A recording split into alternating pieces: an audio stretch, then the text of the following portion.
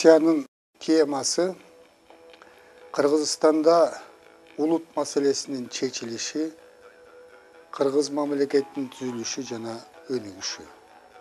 Бул лекцияда эки суроого көңүл бурабыз. Биринчиси Кыргызстандагы улут маселесин чечүү аракеттери, экинчиси Кыргызстанда улуттук мамлекеттин түзүлүшү жана өнүгүшү. Бул проблема Кыргызстан тарыхындагы өтө орчундуу маселелердин бири. Падышачылык Россиядан Совет өкмөтүнө улут маселеси боюнча өтө чоң проблемалар калган.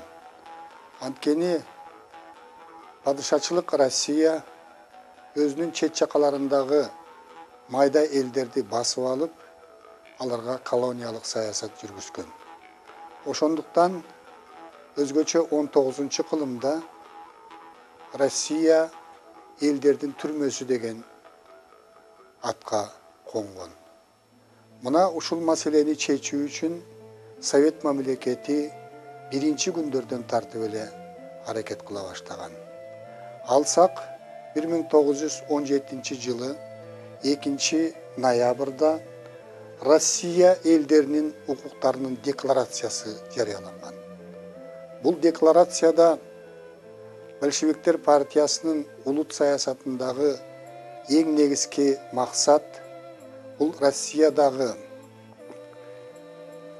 элдердин реалдуу тең укуктуулугун саясий жактан, социалдык жактан, руханий жактан тең укуктуулугун камсыз кылуу деп баса белгиленген. 1917 жылы 22 ноябрда Совет өкмөтү Түркістандын элин өзүнө жакындатуу үчүн, бул элди Совет бийлигине тартуу үчүн, бул элдин Совет мамлекетине болгон, Совет бийлигине болгон ишеничин бекемдөө үчүн Россиянын жана чыгыштын бардык мусулман эмгекчилерине деген үндөөнү жарыялаган. Мында ушул Орто Азияда жашаган элдердин укуктарын калыбына келтирип, Россиянын борбордук бөлүгүндө жашаган элдер менен, тагыраак айтканда орус эли менен укуктарын теңдөө маселеси каралган. Бирок жергиликтүү элдин Совет бийлигине болгон ишеничи өтө эле төмөн болгон. Бул ошол мурдакы падышачылык өкмөттүн жүргүзгөн улут саясатынын кесепети эле. Бирок Совет бийлигинин алгачкы жылдарында эле ушул жергиликтүү улуттарга карата мурдагыдай эле, мурдагынын саркындысы катарында үстөмдүк кылуу саясаты жүргүзүлгөн эле. Мисалы 1917 жылы 15-22 ноябрда Түркістандагы Советтердин 3-чү съезди болуп өтөт дагы. Бул съездде Түркістанды башкаруунун негизги башкы органы, бийлик жүргүзүүчү органы Түркістан эл комиссарлар совети түзүлөт. Анын башчылыгына большевик Колесов шайланат. Ошол Түркістан эл комиссарлар советинин курамына 15 эл комиссары бекитилген болчу. Ошол 15 эл комиссардын ичинде бир дагы ушул Орто Азияда жашаган жергиликтүү улуттун өкүлдөрү болгон эмес. Ушундай өкмөттүн түзүлүшү жергиликтүү элдин нааразычылыгын туудуруп, Совет бийлигине карата ишенбестик маанайды жараткан.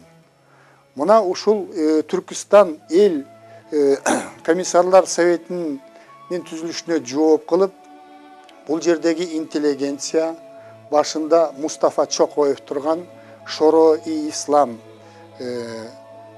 партиясы, тагыраак айтканда Ислам кеңеши партиясы Кокон шаарында 1917 жылы 26-29 ноябрларда мусулмандардын 4-чү съездин өткөрүп, анда Россиянын курамында Kokon автономиясын жарыялаган. Kokon автономиясы бұл буржуазиялық маанайдағы өзүнчө демократиялык мамлекет деп эсептелген. Мына Kokon автономиясында анындагы өкмөтү түзүлүп Kokon шаарында, анда жергиликтүү улуттардын өкүлдөрү, орус улутунун өкүлдөрү, Орто Азиядагы башка улуттун өкүлдөрү дагы кирген болчу.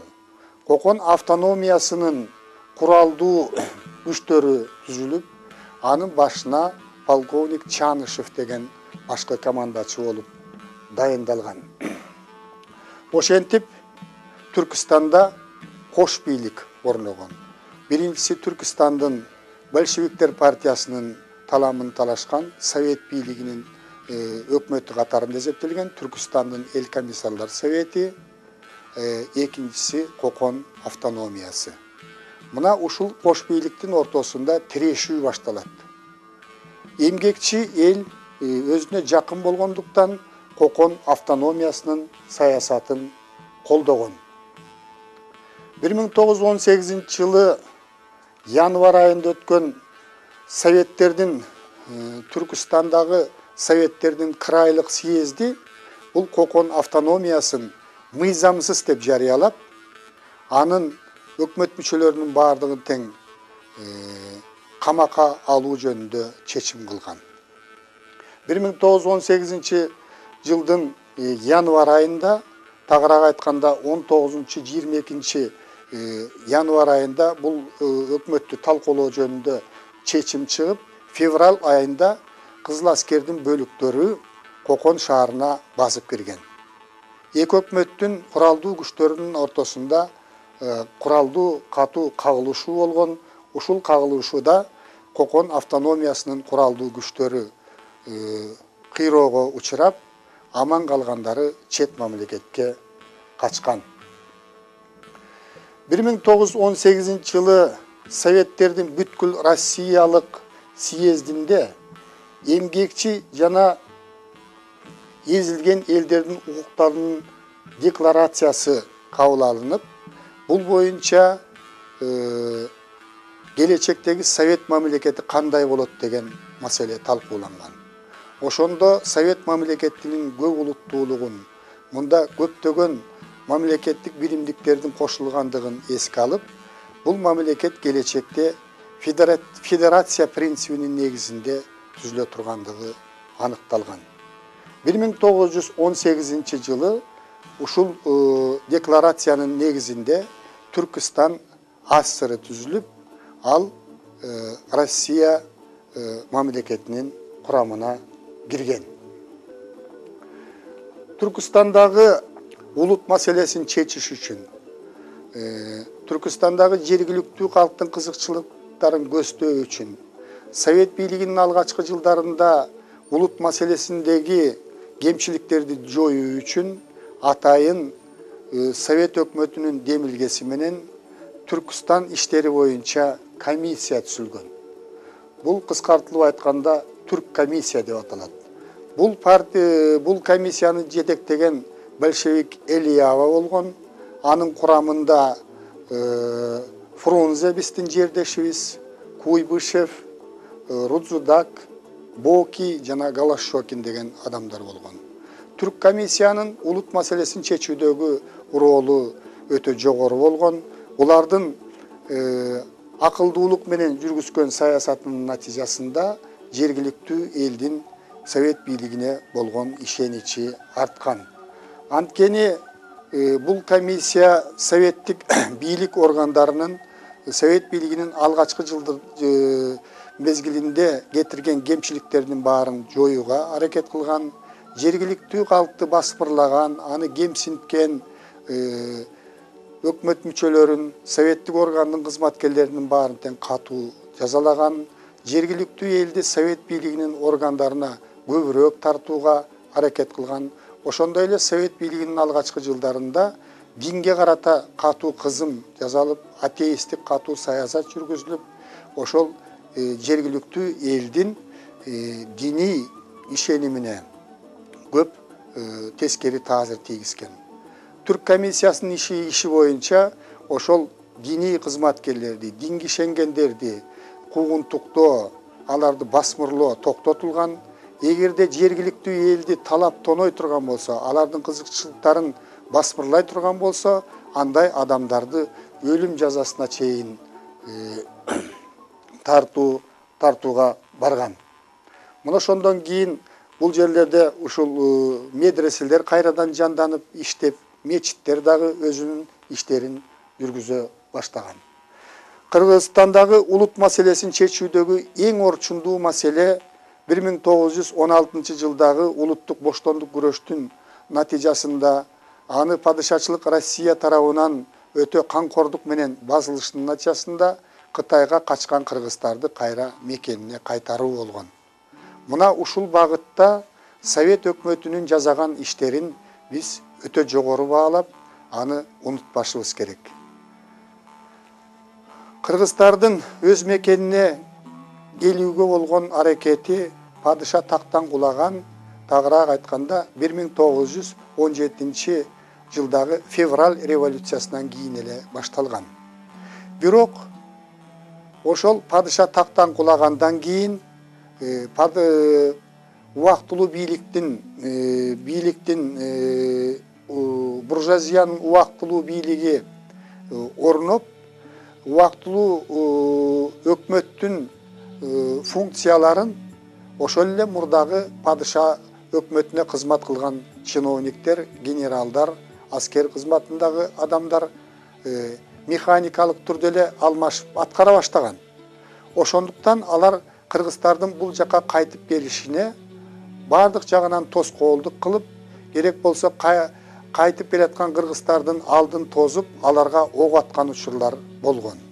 Ушул жерден белгилей кете турган нерсе убактылуу өкмөттүн башчысы Керенскийдин кыргыздардын 16 жылдагы көтөрүлүшүнө карата мамилеси.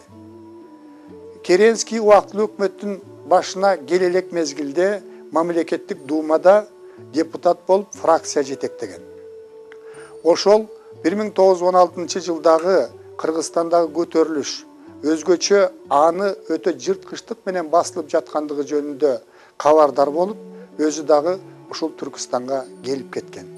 Мындан кеткенден кийин ошол көтөрүлүшкө чыккан элди өтө жырткычтык менен басып аткандыгы жөнүндө мамлекеттик думада атайын доклад жасап, мындай жырткычтыкты токтотуу жөнүндө катуу маселе койгон. Бул жерден ушул Керенскийдин ушул 16 жылдагы көтөрүлүш аны басуу жөнүндөгү падыша өкмөтүнүн саясатын сынга алгандыгын ар дайым эске алышыбыз керек. 1918 жылы июлда Жетису областында атайы качкын кыргыздарды өзүнүн мекенине кайтаруу жөнүндө комиссия түзүлгөн.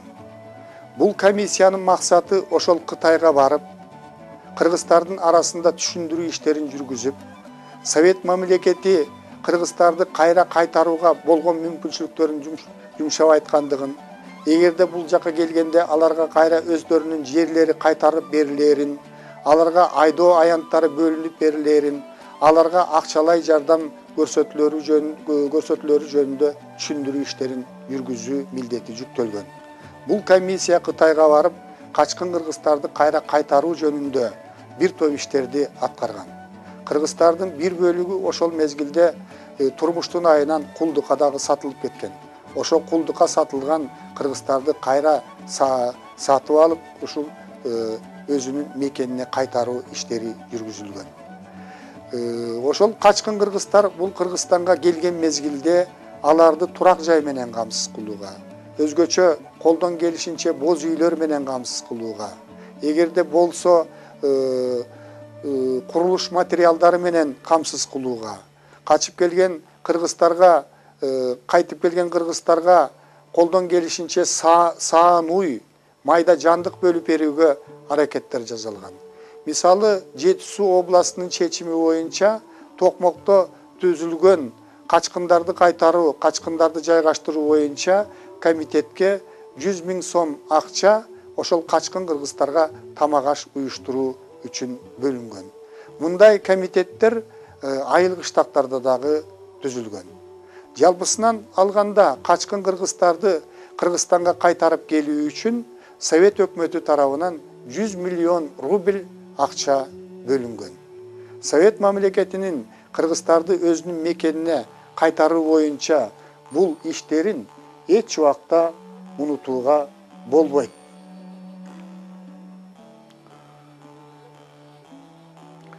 Айта кете турган нерсе, мекенине кайткан кыргыздарга ошол жерге отурукташтыруу боюнча, аларга жаңы жерлерди, айдоо жерлерди бөлүп берүү боюнча да иштер жүргүзүлгөн. Ошондуктан чөйрөнүндө, Каракол, Ысык көл ойдуңунда кайтып келген кыргыздарга 46 миң теше жер бөлүнүп берилген. Андан тышкары алардын ушул мал жан күтүш үчүн 80 миңден ашык теше жер бөлүнүп берилген. Кытайдан келген кыргыздар 5 жылга чейин эч кандай налог төлөбөсүн деп налогдон куткарылган. Мына кыргыздардын кайтып келиши менен кыргыз элинин кайра өзүнүн ата бабадан калган жерине ээ болушу менен кыргыздын алдыңкы интеллигенциясы өкүлдөрү ошол кыргыз мамлекетин түптөө кандай болсо дагы ушул кыргыз элин сактап калуу, кыргыз мамлекеттүүлүгүнүн кандайдыр бир формасына жетүү үчүн аракеттерди күчөтүшкөн. Ошолордун башында Абдыкерим Сыдыков турган. Абдыкерим Сыдыковдун аракети менен 1921 жылы Түркістан асырынын курамында Тоолу Кыргыз обласын түзүү аракети башталган. Анткени кыргыздар Түркістан асырынын 4 обласына бөлүнүп калган. Биринчиден эң негизги болуу түндүк жагы Жети Суу обласына, Талас Сырдарияга, түштүк жагы Ферганага, ал эми боореки Лейлек тарап Самарканд областына карап калган. Кыргыздар мындай бытыранды боло берсе, ал кыргыздар өзүнүн элдүүлүгүн дагы жоготуу коркунучу болгон. Ошондуктан Абдыкерим Сыдыков ушул маселени көтөргөн мезгилде Верныйда бул маселе, Алматыда бул маселе талкууланып, Жети Суу областын, Сырдария областын Казак асырына кошуу жөнүндө маселени көтөрүшкөн. Эгерде ушундай болгондо Кыргызстандын жери 2 автономиялык мамлекетке бөлүнүп калмак. Бир тарабы Фергана менен Самарканд областында жашаган кыргыздар Түркістан асырынын курамына кирип калмак. Ал эми Жети Суу менен Сырдария областында жашаган кыргыздар Казак асырына кирип калмак. Бул өтө кооптуу окуя болгон. Мына ошондой болгон учурда Кыргызстандын алдыңкы интеллигенциясы Абдыкерим Сыдыков, Жусуп Абдрахманов, Ишеналы Арабаев кандай болгон күндө дагы, кандай формада болсо дагы Кыргызстандын бир бөлүгүн ошол түндүк жагын өзүнчө мамлекеттик статуска ээ кылып, өзүнчө бөлүп чыгууга аракет кылган. Ошо кишилердин аракетинин натыйжасында 1922 жылы 25 мартта Түркістан асырынын курамында Тоолу Кыргыз обласын түзүү жөнүндө чечим кабыл алынып, бул ишти аткаруу үчүн 1922 жылы 4 июлда съезд өткөрүлмөк болот. Уюштуруу съезди Бишкек шаарында өтмөк болот. Ага 425 делегат шайланган. Мына ошол съезд өзүнүн ишин баштаган мезгилде кыргыздардын өзүнчө мамлекеттүүлүккө ээ болушун каалабаган адамдар, анын ичинде Кудай Кулов деген адам, Kırgızdardын özünчө мамлекет болуп кетишин Казакстандын айрым бир интеллигенттери да каалаган эмес. Түркістандың айрым бір интеллигенциясы да каалаган эмес Кыргыздардын өзүнчө мамлекет болушун. Алар мүмкүн болушунча бул ишти токтотууга аракет кылышып, Сталинге чейин кабарлашкан. Съезд өзүнүн ишин баштаганда эле Сталин тараптан атайы буйрук келип, съезддин иши таркатылсын, бул маселе каралбасын деген буйрук келген дагы съезди таркатууга аргасыз болушкан. 1922 жылы декабрь айында Большевиктер партиясынын борбордук комитети Тоолу Кыргыз областын түзүү жөнүндөгү идея бул контрреволюциялык, улутчулдук идея экен деген жыйынтыкка келип, аны уюштуруучулардын баардыгы тең куугунтукка алынган.